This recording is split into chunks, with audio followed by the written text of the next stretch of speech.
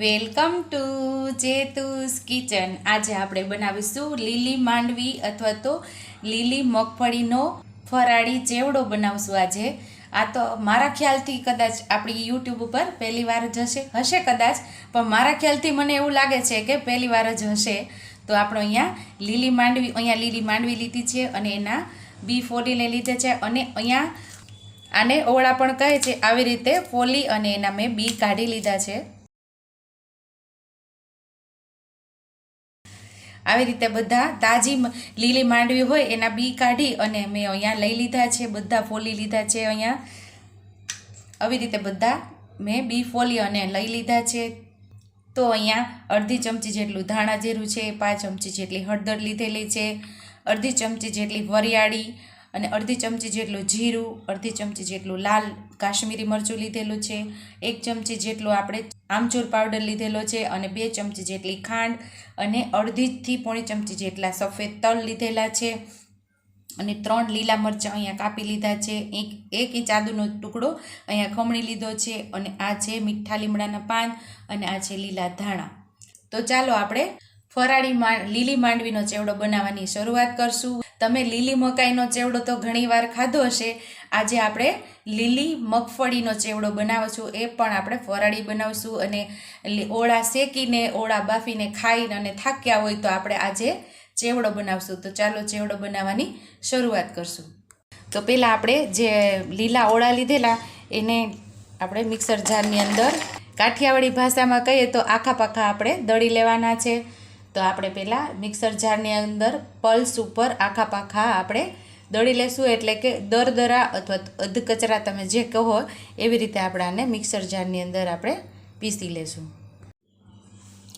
અહીંયા આપણે 4 થી 5 વાર ફેરવી લીધું છે, હજી આપણે આને થોડું ફેરવવું જોશે, તો હજી આપણે એને 4-5 વાર ફેરવી લેશું।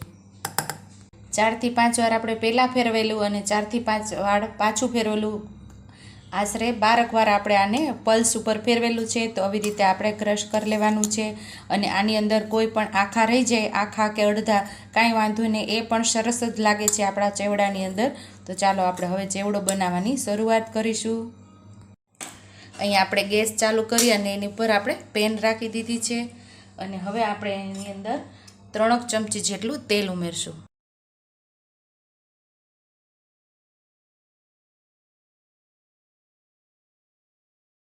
તો આ તેલને આપણે સરસ ગરમ થવા દેશું। તો અહીંયા આપણું તેલ સરસ ગરમ થઈ ગયું છે, તો પહેલાં અડધી ચમચી જેટલું જે જીરું લીધેલું એ અહીંયા ઉમેરી દઈશું, અને અડધી ચમચી જે વરિયાળી લીધેલી એ પણ આપણે અહીંયા ઉમેરી દઈશું, અડધી ચમચી જેટલા આપણે જે સફેદ તલ લીધેલા એ પણ અહીંયા ઉમેરી દઈશું,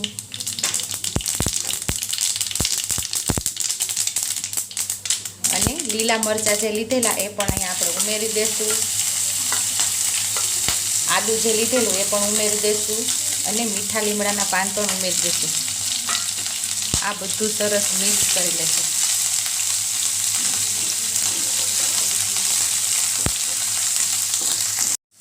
આદુ મરચાં થઈ ગયા પછી આપણે જે માંડવીના દાણા ક્રશ કરેલા એ આપણે ઉમેરી દઈશું, આને સરસ આપણે મિક્સ કરી લઈશું। પહેલાં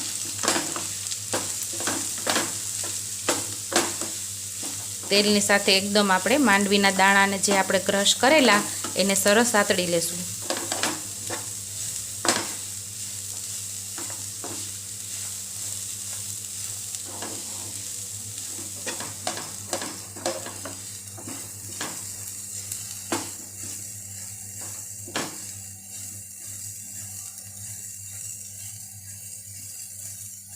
અહીંયા જે આપણે હળદર લીધેલી એ પણ અહીંયા ઉમેરી દઈશું, એને પણ સરસ મિક્સ કરી દઈશું આપણે।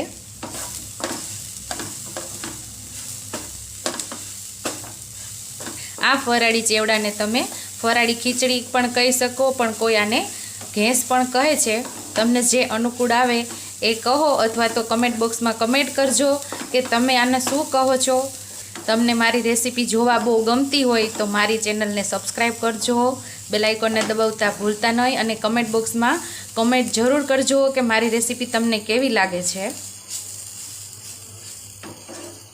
આ બધું સરસ મિક્સ થઈ ગયા પછી હવે આપણે એમાં ધાણા જીરું ઉમેરી દઈશું,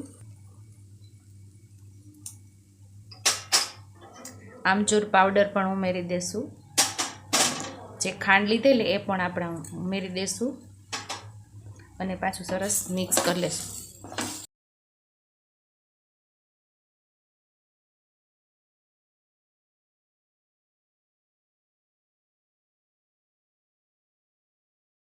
અહીંયા આપણે લાલ મરચાંનો ઉપયોગ કરીએ છીએ. જો તમને લાલ મરચું ન ફાવતું હોય અથવા તો તમે ફરાળમાં લાલ મરચું ન ખાતા હોય તો એની જગ્યાએ તમે લીલા મરચાં પણ વધારી શકો છો અને આવી પીળી ખીચડી પણ તૈયાર કરી શકો. તો હવે આપણે છેલ્લે લાલ મરચું ઉમેરી દઈશું, એને પણ સરસ આપણે મિક્સ કરી લઈશું.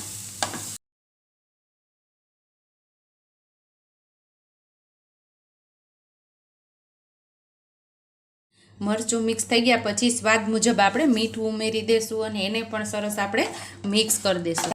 અહીંયા આપણે આજે આમચૂર પાવડરનો ઉપયોગ કરેલો છે, એ જગ્યાએ તમારે આમચૂર પાવડર ન વાપરવો હોય તો તમે લીંબુનો પણ ઉપયોગ કરી શકો ખટાશ માટે. અહીંયા આપણે થોડા ઉપરથી લીલા ધાણા ઉમેરી દઈશું અને મિક્સ કરી દઈશું અને આપણે લીલી માંડવીનો ચેવડો અહીંયા આપણો તૈયાર છે. તો અહીંયા લીલા ઓળાનો આપણે ફરાળી ચેવડો તૈયાર છે. ઉપરથી લીલા ધાણા ગાર્નિશ કરી દઈશું. જો તમને મારી રેસીપી પસંદ આવી હોય તો મારી રેસીપીને લાઈક કરજો, શેર કરજો, સબસ્ક્રાઈબ કરજો, બેલ આઇકોનને દબાવતા ભૂલતા નહીં અને કમેન્ટ બોક્સમાં કમેન્ટ કરજો કે મારી રેસીપી કેવી લાગી. તો આવજો.